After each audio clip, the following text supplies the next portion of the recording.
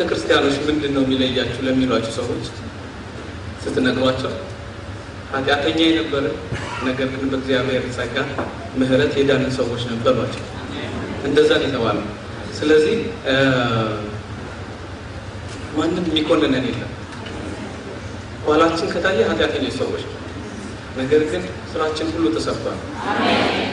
ከእንግዲህ በኋላ በክርስቶስ ጻድቃን ብለናል። አሜን። ስለዚህ መዘምርላችሁ መዝሙር አሁንም በዚህ መንፈስ ውስጥ ያለ ነው።